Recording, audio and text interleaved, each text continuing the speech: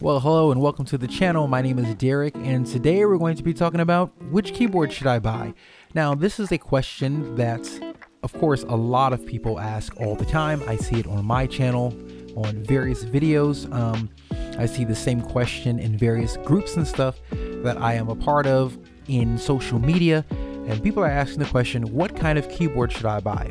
But oftentimes that's not the way they word the question. They'll word the question like, should I get a Nord Stage 3 or should I get a Korg Kronos? Which one is better? And so there are a lot of what I consider apples to oranges comparisons when it comes to keyboards. And what I'm realizing is that there's a lot of people out there that don't understand the different types of keyboards there are out there. There are various categories, just like when you have cars, for instance. You have four-door sedans, you have sports cars, you have SUVs, you have pickup trucks, you have crossovers. And so if someone's going to ask the question, well, which one should I get? Should I get a four-door sedan or should I get a pickup truck? That is very much going to depend on what you specifically need. Keyboards are the same way. So today, in this video, I want to go over a few of the categories, their strengths and their weaknesses to help you make a buying decision. Let's get into it. All right, so the first category we're going to cover is actually the MIDI controller category. Now, I want to say this about all the categories. There's going to be a whole lot of different keyboards that come in all kinds of different shapes and sizes and different price points in every single category. But what I'm hoping to do is to go over the characteristics that pretty much all of the keyboards within a specific category will have. So I want to go over the things that it does have and then, some of the things that it doesn't have. So this is a MIDI controller. It is designed to control some sort of device via MIDI. So you can control another keyboard as long as you can plug this into that keyboard. You can control another keyboard using this. In other words, you can play the notes on here, and the note, when you actually hear the sound, you will hear the sound of the other keyboard that this is connected to. But typically what people use these for is controlling a DAW or some other sort of software with soft synths. So a lot of people just have their sounds on a on their laptop or something like that, and they got tons and tons of sounds. You buy a MIDI controller and you are good to go. These are very, very good at that kind of thing. Specifically, this one here has great DAW integration, as they all really do. So this one is specifically set up to use with Ableton Live. Now, you can set up to use it with other DAWs, but since I use Ableton Live, I have it set up to use Ableton Live. And so I've got my transport controls here, so like my play and my stop and stuff like that right here, record, so on and so forth. I've got all of my sliders here, and these sliders actually control the faders for your various channels when you are recording something. That's where you control your various volumes, and you can mix down your tracks and stuff like this. Right here, it's got various knobs up there, encoder knobs. I can use those for pan and stuff like that. I can select my different channels by selecting these buttons here, and it'll select the different tracks. I can arm a track. I can play something, not like it. I can hit the undo. Basically, what this enables me to do is I don't really have to touch my keyboard and mouse that much when I am in Ableton Live, or even when I'm using some various soft synths and stuff like that. So it really gives you kind of a hardware kind of a feel, because you don't have to be fooling with the mouse and the keyboard. And as a musician, one of the things that often breaks a musician's actual workflow is having to reach down, grab a mouse, touch the keyboard, stuff like that. For a lot of musicians, that gets in the way. This allows you to keep your hands on something that really feels like an instrument and not really be touching keyboard, mouse, that kind of thing. So it excels at DAW integration. You plug it right in. It's pretty much just plug and play. You plug this into a computer, and it's ready to go. Now, of course, they have MIDI controllers that come in 88 keys, MIDI controllers that come in 61 keys. I specifically got 49, just because 49 is going to fit on my actual desk.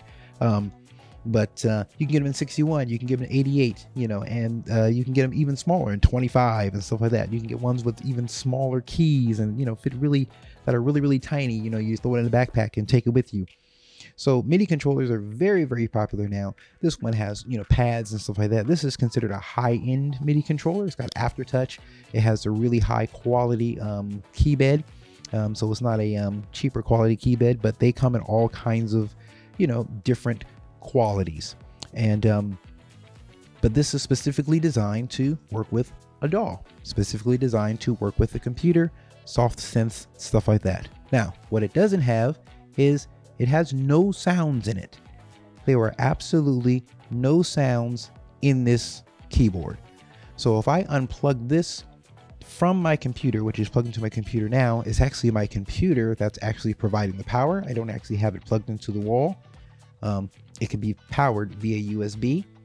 But if I unplug this from my computer, it essentially just becomes a paperweight. It doesn't have any sounds. It doesn't do anything. It has to be connected to another device in order to work.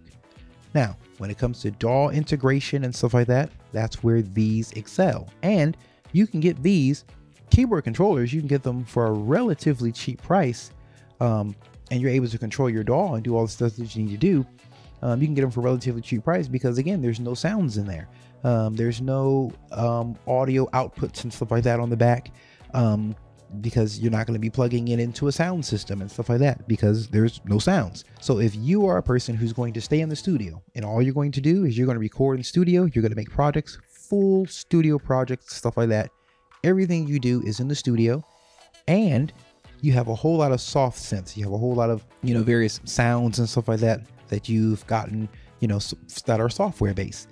This is the kind of keyboard you may want to look into getting, because this will be something that would suit your needs. And believe it or not, I do get questions when people, you might show a keyboard like this or something, and people ask, okay, you know, how does it sound, or what kind of sounds does it have in it? Well, this doesn't have any sounds in it. Now, it comes with software. It comes with the Arturia software, which gives you like 6,500 sounds, and it has a lot of various emulations of like old popular synths like the Jupiter 8 by Roland, or the Juno by Roland, or the Yamaha DX7. It's got various Moogs and stuff by, you know, DSI and stuff like that.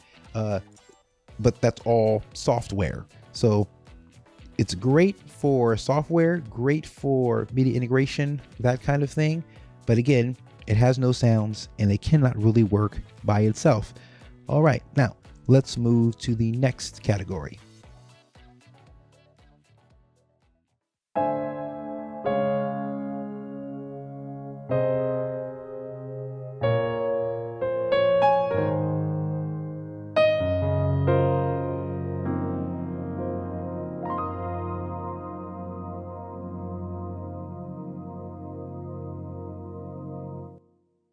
All right, so the next keyboard category that I want to talk about here is the stage piano. And what you are currently looking at is a Nord Stage 3 stage piano. Now, a stage piano is primarily really developed for the stage. That's what it's developed for the live player.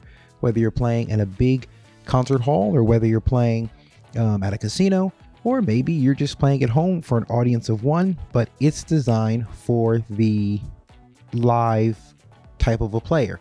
Can you use this like you use the other, like you use the Keylab Arturia, you know, the Arturia Keylab 49 MIDI controller?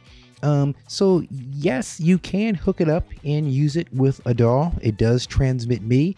But it's going to be a little bit more, difficult getting things set up so that everything works with your DAW properly. Like, it doesn't have any like transport controls and stuff like that. Like, it doesn't have a start and a stop and stuff like that that's going to work for that. This particular one doesn't really have sliders and stuff that you can really use to control your various channels and stuff in a DAW, and so on and so forth. But if this is all you had, technically speaking, you can make it work. You can, you know, map some different things out or whatever, but that's not really what it's designed for.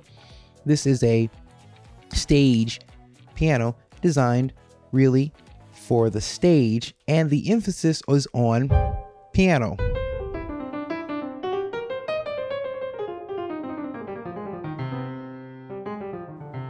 Now, specifically, I have this one here, and The Nord Stage 3 Compact 73 version is really designed more for the organ player. So it has what's called a waterfall keybed. And a waterfall keybed is basically means at the end of the keys here, they're rounded instead of squared off like a piano. They're more rounded like an organ. That way, when you are playing the organ, a lot of times people are doing smears like that with their palm. If you're going to be smearing with your palm, it makes it let's turn the reverb off. It makes it's more comfortable.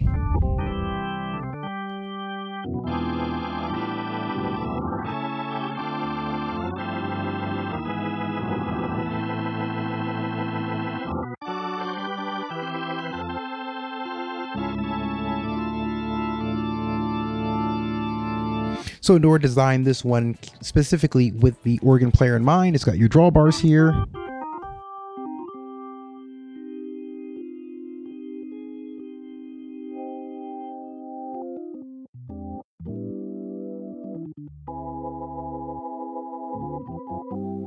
It has percussion controls.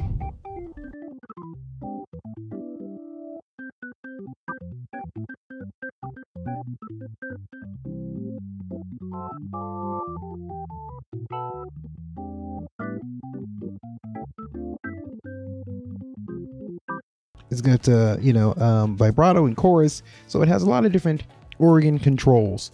And then it has a piano section, so it has a piano section for all of your like acoustic pianos and whatnot. It's got those there. Let me just turn it on.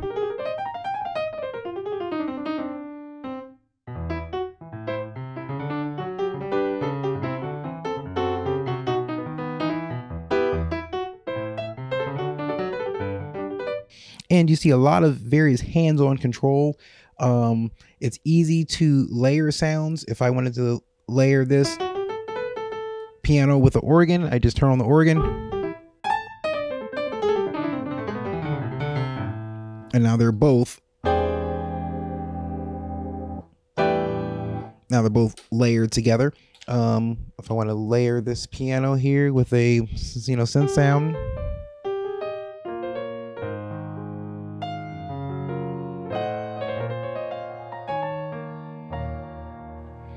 Easy, I just hit a button and turn it on. So really with most stage pianos, layering a few sounds together is going to be very, very easy to do. And in general, a stage piano is going to be fairly easy to use in compared to some other keyboards in other categories. Very, very easy to use, very much hands-on, very much going to have controls and stuff in front of you. Some other examples of stage pianos would be like a Roland RD2000. I have one of those. I've made some videos and stuff on that as well. The Dexibell Vivo S9, the Chord Grand Stage, even though that's been discontinued, the Yamaha CP88, and the Yamaha YC series of keyboards too. There's not just the CP88 that has 88 keys, but the CP series. So they have, a few different versions of the CP series. I believe 2 different ones. And you can get the YC series as well, which is going to be a little bit more versatile. It's going to be more like the Nord, have some drawbars, sliders, and stuff like that. Where the CP series is more piano based, kind of a build. But in general, a stage piano is designed to give what keyboard players often call the meat and potatoes kind of sounds that a keyboardist that performs would need. So when manufacturers make a stage piano, they focus quite a bit on the piano sounds themselves, to make sure they give you some great piano sound. Not just that here, but we have, we can go through here. And let's see. So it's got some upright pianos.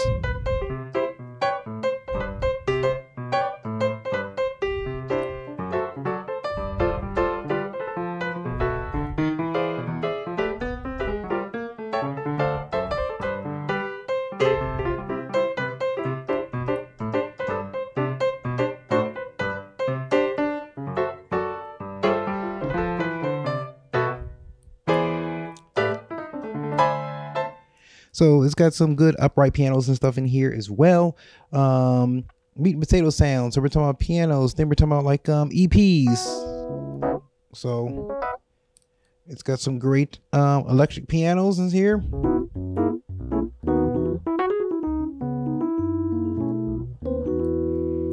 And then of course I can add various effects. So this is a phaser.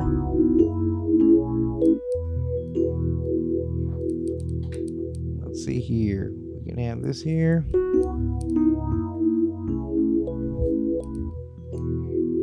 And I can change this to, let's say, chorus.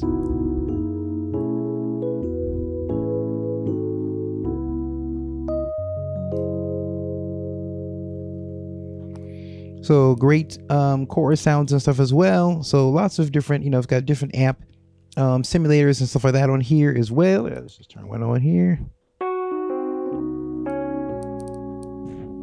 Change it. Just going through different amps.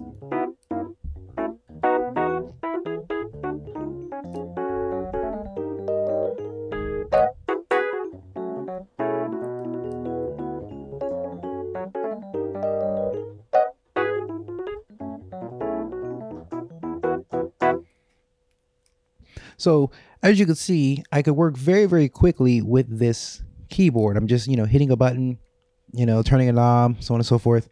So I do love the workflow of the Nord Stage 3 as a stage piano. Now, here's the thing about a stage piano. When I say the meat and potato sounds, so you're talking about your, like your grand pianos, maybe upright pianos, so some sort of pianos, electric pianos, of course, clavinets. But those are kind of the meat and potato sounds. Once you kind of get out of the organ, the piano, the EPs, those kind of sounds, maybe some strings, a few pads, maybe a few synth leads or something like that.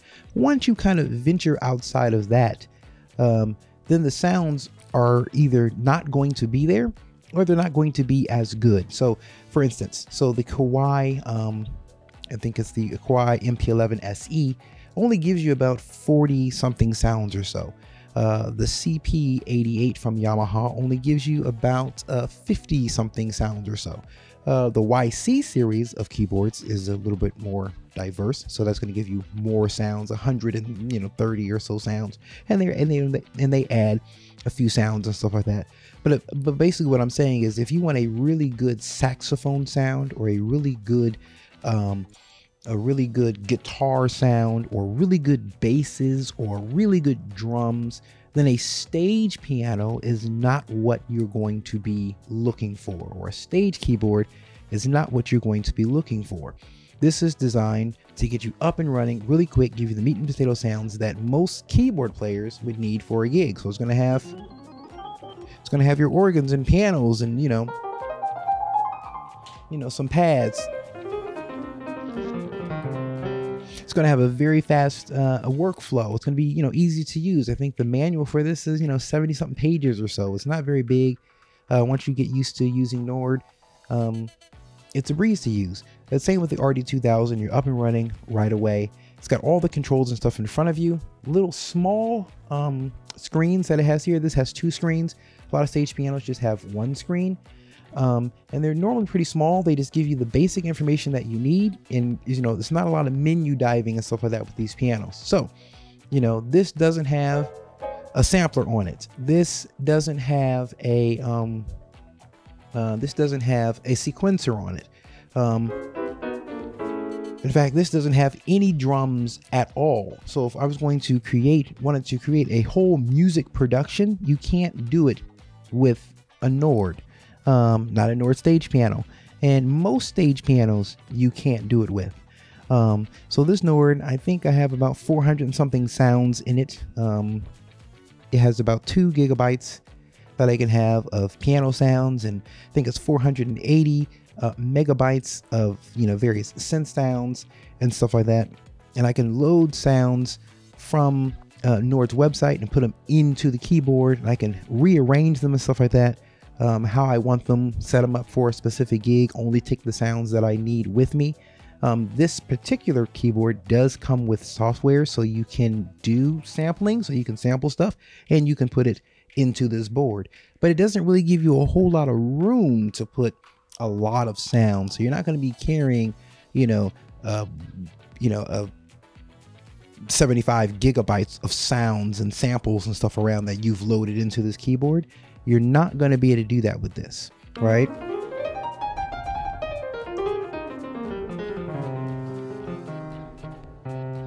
And with this keyboard specifically, you can edit your sounds a little bit. So like we'll just take this piano here, and I can do a little bit of EQ, or I can make it brighter.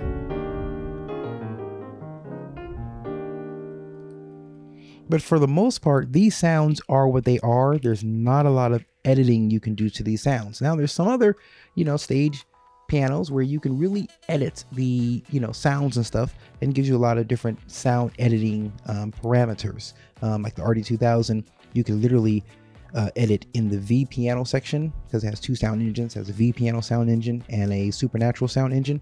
Again, I made a video on the RD2000. And you can literally tune every note the way you want it. So a lot of detail goes into making the pianos as best they can. But again, there's not going to be a sequencer on here. If you're looking into doing full-blown music production, if the studio is mainly where you stay, a stage piano may not be for you. However, if you perform and you need those meat and potato sounds, you need basic pianos, pads, strings, you need to be able to layer them. You need to be able to do it quickly. You don't want to spend endless hours reading through manuals and trying to figure out how to use a keyboard. And a stage piano is good for you. And one of the questions I often get, and I even made a video on it, is should I get a Nord Stage 3 or should I get a Roland Fantom? Well, a Roland Fantom is more like a workstation. It is not a stage piano. So the comparison between a Nord Stage 3 and a Roland Fantom, or a Nord Stage 3 and a Core Kronos or something like that, you're really comparing. It's really kind of an apples to oranges comparison. Of course, a workstation is going to have more features than a stage piano, but a workstation in general is going to have more features than any stage piano, no matter what price point it's in. So a stage piano, good meat and potato sounds and stuff like that. If you want a sound that, really good bagpipes, if you want a really good accordion sound, if you want a really good oboe sound, if you want really, really deep editing synth capabilities and stuff like that. I mean, this has a synth engine and it has more synth stuff that you can do than a lot of other stage pianos.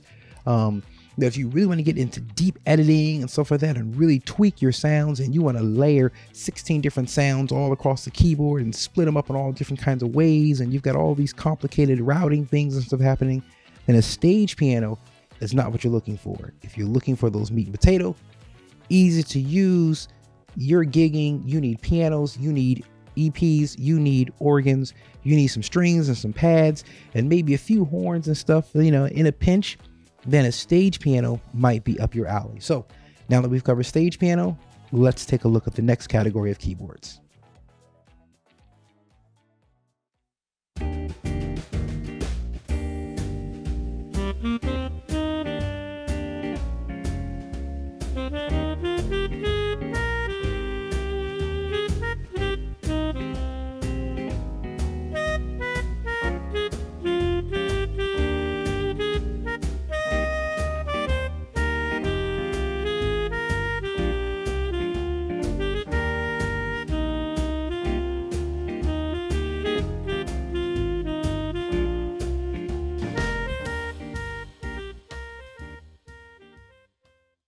All right, so what you're looking at now is a Yamaha PSR S950, and this kind of keyboard is an arranger style keyboard. And by arranger, meaning it has various styles and stuff in it, so you can like play along. So this is more for like the, the one-man band kind of a thing.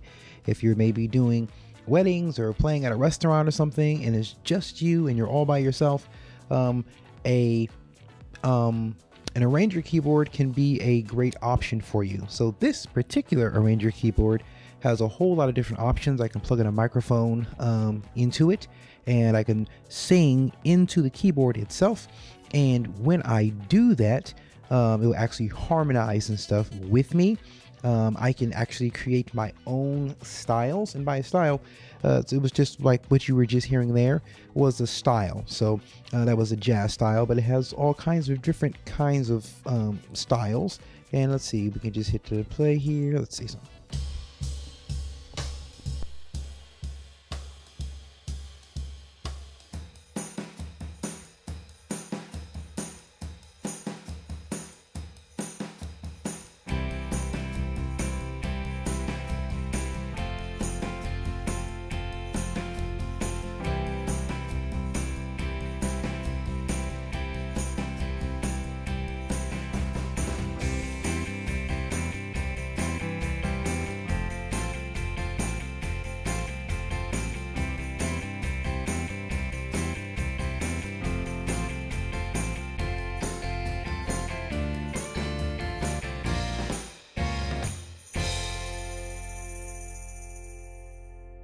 This particular one has various styles. So you got your jazz and your swing and your Latin, and you got various ballads, you got R&B, you got ballroom stuff, you got world stuff, you got all kinds of like EDM kind of stuff, stuff for like movie scores and stuff, like if that's the kind of stuff you want.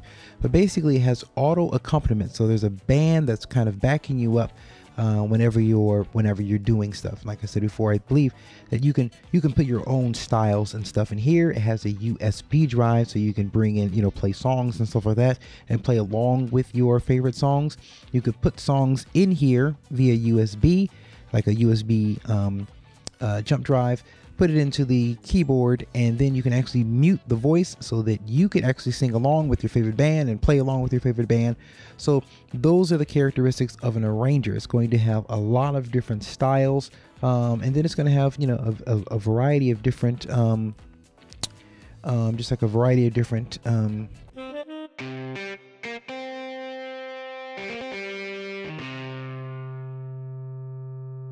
a whole lot of different kinds of sounds and stuff as well. So you got all your kind of different like guitars and stuff.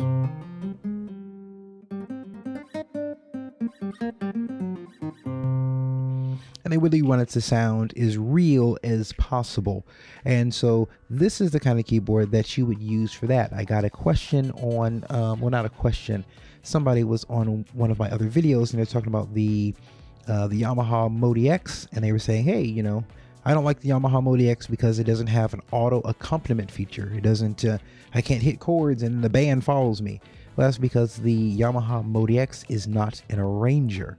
If you're looking something where you're like a one-man band and the band's going to back you up, and with your left hand you can hit chords, or even with your right hand, but you hit chords and then a band like follows you and backs you up, and you have various variations of those different patterns and stuff like that, you want to get an arranger. These there are no styles and there's no auto accompaniment in a Nord Stage 3 because that is a stage piano.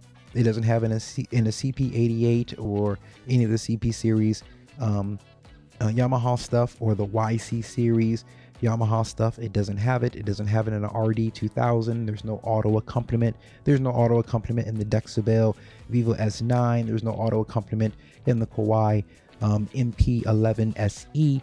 There's no auto accompaniment in pretty much any stage piano. So if you're looking for something where you're going to have auto accompaniment, then you need to be looking at arrangers like the Yamaha, Genos, or the Tyros, which is now has been discontinued. But you want to be looking for arranger type of keyboards, and so this is an arranger, and so it has a whole lot of those kinds of instruments for soloing and all kinds of different stuff. So and then all of your styles and stuff to follow along, and it has a song mode as well. It's got lyrics and stuff you can post on here. It has, this particular one has a video output, so you could output a video signal to a bigger screen, so for karaoke and things of that nature. So that's what this keyboard is really designed to do. That's what it's designed around, a lot of different styles and stuff like that. It's really fun to play at home. I like to make my own little styles and whatnot sometimes, and then just follow along with the chords and create some stuff and get some musical ideas and so on and so forth. But if you're going to try to control a DAW, this is not what you really want to use, because this is not going to integrate very well with Ableton Live or anything like that. As you can see, this particular keyboard has speakers and stuff on it already. A lot of keyboards that are arranger style keyboards already have speakers and stuff, so you don't have to hook it up to anything external if you don't want to, or if you don't need to, if you're just performing in a small room or something like that. Sometimes just the speakers on the keyboard itself will do, depending on where you're playing. Like if you're playing in a living room, or you know, somewhere pretty small, the speakers right on here oftentimes will do. You don't need anything bigger than that. Or just, you know, you could take this anywhere. I could take this into my room, plug it in, and play along, and not need anything really extra to, you know, to hear it. So and arrangers, of course, they come in all different price points and whatnot. If you get the flagship arranger, you know, flagship arrangers are some of the most expensive keyboards on the market, but they really are feature rich. But the features that they give you are more prone, are more for, they're more prone, they're more designed for that person who's that one-man band, or playing at home, or you want styles and a backup, you know, you want things backing you up and stuff like that, and you just hit some chords and you get these full songs and this full sound. That's what they're for. So this is where you're going to have good guitars and good saxophones and good flutes and good trumpets and you know, some pretty good organ sounds and stuff like that for that type of thing. So if that's what you're looking for, something that's going to give you an auto accompaniment, then you want to look into getting an arranger type of keyboard. So now that we've kind of covered the arranger here, let's go on to our next type of keyboard.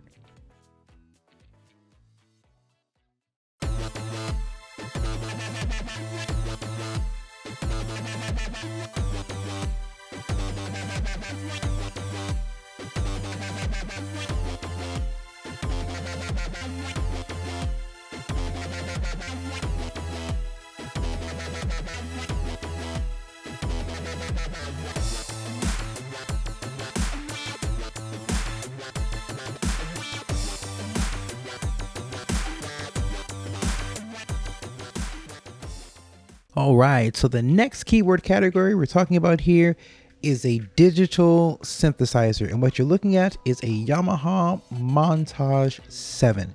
Now, a synthesizer is going to have a ton of different sounds in it, normally in the thousands of sounds, to be able to cover any genre of music that you play. So that was some sort of like EDM dance stuff, but of course, you know, it's going to have your pianos,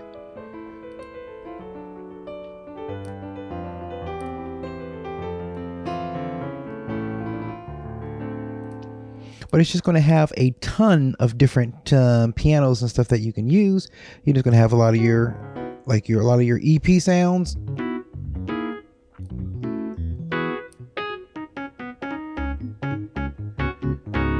But it's going to have a ton of them. You're going to get, like, you know, pad sounds.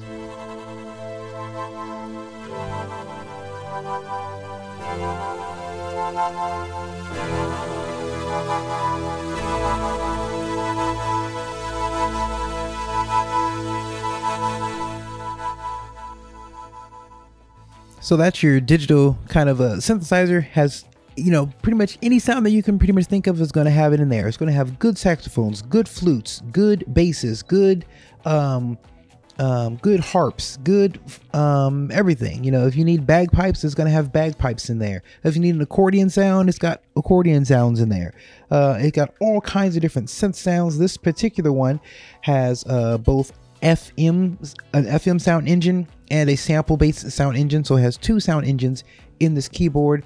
I can split and layer the sounds any way that I want to all across the keyboard. On this particular keyboard, I can play 8 different sounds, or not sounds, but 8 different parts from the keyboard itself. I can have another 8 parts that are being triggered by an external MIDI device. You see all of these knobs and sliders and all of these buttons, and they can all be really assigned to do what you want them to do. very, very complex routing and stuff on the back. It has additional outputs and stuff, you know, so you can route, you know, clicks and stuff different places, or route your various instruments or sounds to go to different places to, you know, control your mix and stuff the way you want to. Really, this keyboard has so many features. It's so deep and so versatile and can really handle so many things that you throw at it. It is a very, very good keyboard. So another keyboard that you would compare to something like this would be like a Jupiter X made by Roland. That's another synthesizer with a whole bunch of different synth sounds and stuff in it. And this just covers a plethora of different sounds. The Yamaha, the MODX is the same way. They have the same sounds in the MODX. It's another instrument. It's going to cover a plethora of different sounds. Yeah, it's got harps, it's got your woodwinds, it's going to have all kinds of different drums that you can play. And you can hook this up to a DAW, and this particular one has an audio interface, so you can actually hook it up to your DAW, and this will send 30 true mono tracks out to your DAW and receive 6 back in. I can plug in a microphone to this keyboard and use a vocoder, or have some sort of talk box kind of effects and stuff like that with a microphone and stuff like that plugged in. This is a sound design kind of a machine. So if you're going to be designing sounds and you want to get really in depth and you want to really change a lot of different things and stuff like that, then a synthesizer will work very well for you. So like with the Nord Stage 3, it does have a compressor. You just hit a button, turn a knob, and you have like a one knob control kind of a compression.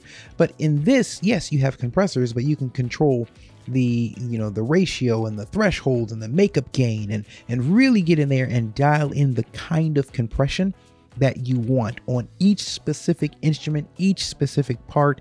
And you know, so it just gets very, very, very deep, a keyboard like this, because this is really focused on sounds and being able to edit your sounds and control your sounds, and basically giving you a whole bunch of sounds. It's not just, hey, we got, you know, pianos and electric pianos and, you know, some organs, and then the rest of the sounds, you know, and some strings and some pads, and the rest of the sounds, nothing really write home about. No, for the most part, all of the sounds in here are going to be very, very high quality, very, very high quality sounds. But this is a musical synthesizer. But the downside, well, not necessarily a downside, but the result, the fact that it's a musical synthesizer and it goes so deep means it's also complicated to use. This is not something where you just kind of pick it up and start playing it. Now, if you're just going to pick up, you know, I mean, yes, you can just pick a sound, like a guitar sound,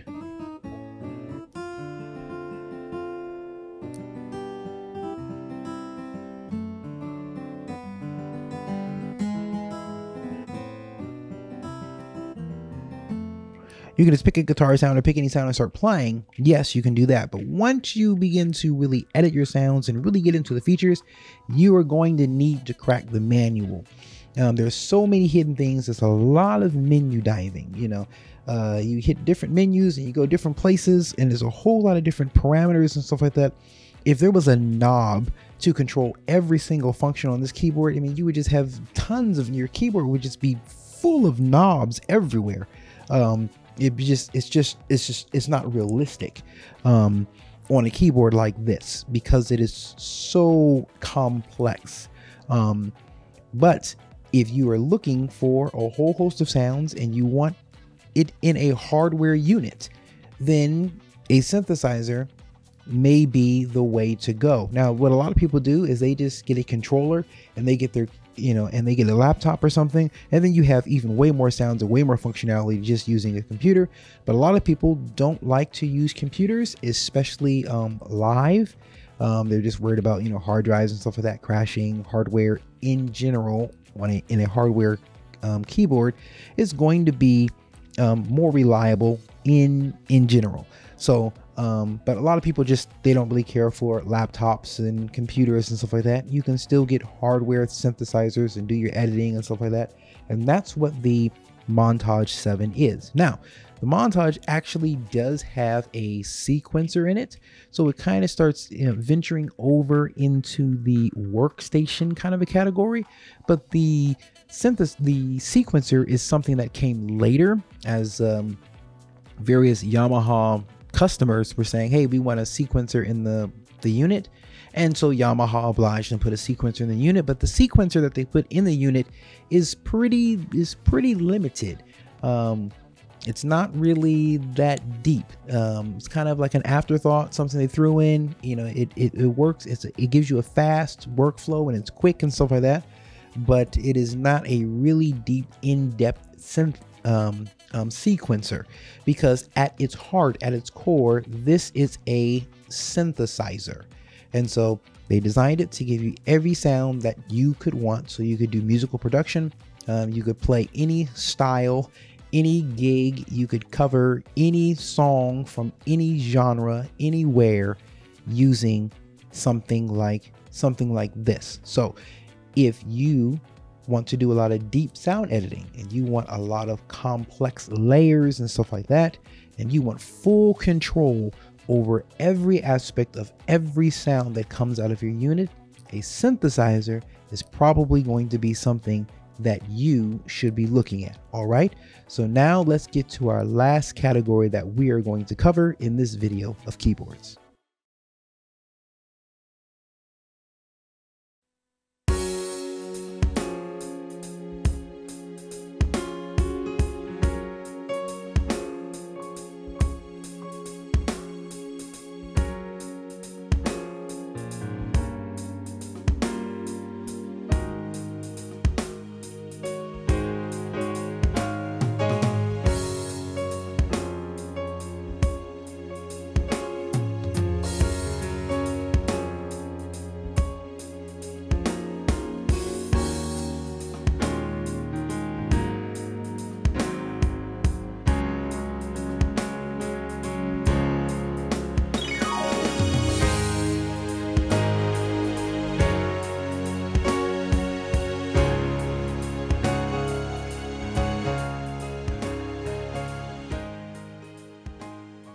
All right, so what you are looking at is you are looking at a Korg Kronos, specifically the Korg Kronos 2 in 88, having 88 keys, fully weighted keys, graded action like a piano, and this keyboard is a workstation.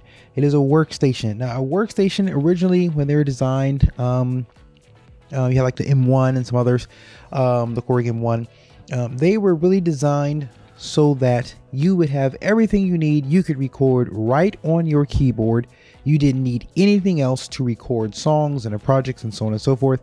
And the Korg Kronos is truly a workstation. It has a sampler, so you can bring in your own samples into this keyboard.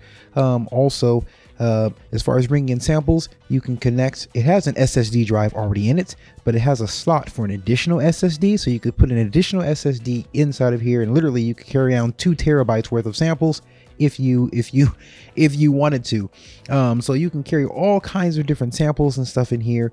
This truly is the most powerful keyboard that I own. This is my main keyboard. I use this keyboard probably more than any other keyboard. It's just very, very powerful. It does so many things. It has a ton of different sound engines and so on and so forth. I've got videos and stuff on this one where I, completely rave about it. And to this day, it is still my main keyboard. It's a bit heavy, so when you go out to gig with it, this keyboard particularly is heavy. It's a bit like a tank. It's really upscale and so on and so forth. But the main thing is, this keyboard has a sampler. It has a sequencer, so you can record all of your songs and stuff like that. Now, this particular keyboard will record 16 tracks of audio and 16 tracks of MIDI. And of course, then you can always bounce those tracks down and have a fresh new 16. It has, so many different features. Now, the manual that I have on this is about 1,170 pages.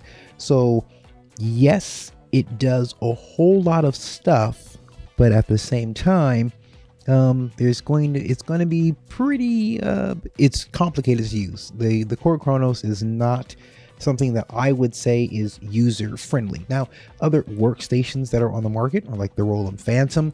That's a workstation. Even though Roland doesn't call it a workstation, so it may not be, but anyway, that can be considered a workstation. Kurzweil now has a new workstation out, so they're still making workstations, and they have, you know, sequencers and stuff on them, so you can record your project from start to finish just on this board. It has all kinds of different effects, all kinds of different, you know, EQs, and all kind of different what I'm trying to say, all kinds of different compressors and reverbs, and again, this is going to have thousands and thousands of different sounds.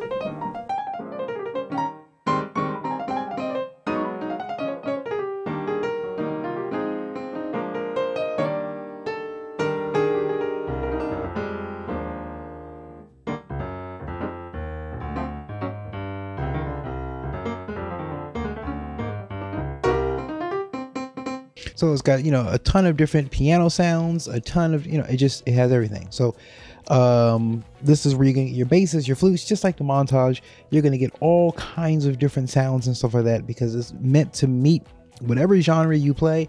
This is meant to be able to keep up with you no matter what it is that you have going on. So this is the most powerful keyboard that I own. It does everything, but it's very, very complicated to use. Now, I do have another workstation. It's the Korg M50, which came out many years ago, before the Kronos was even out, and it wasn't their flagship, but that also has a sequencer on it and the ability to change and mangle sounds and do different things, some sound design and stuff like that.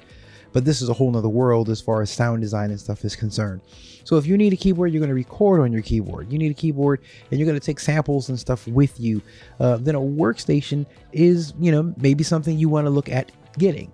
Now, I will say this about workstations. Workstations, like fully featured workstations like this Korg Kronos that just has everything in the kitchen sink in it, it's kind of a dying breed a little bit. Even the new Roland Fantom, even though, you know, it's called people call it a workstation.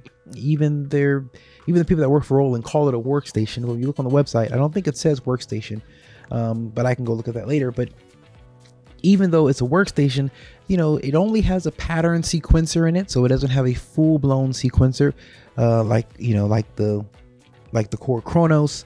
I don't believe you can record audio and stuff yet on the Roland Fantom. I don't know if that stuff is coming. It's just that a lot of people, when they're making full productions now, they're now using DAWs. A lot of professionals that are making full production full musical production, studio productions, they're now using a DAW of some sort to get that done, and a workstation is no longer doing the heavy lifting. So these keyboards are kind of, you know, dying out a little bit. It's the way it seems anyway. Now they may have a resurgence, they may come back, you know, Korg may come out with something new.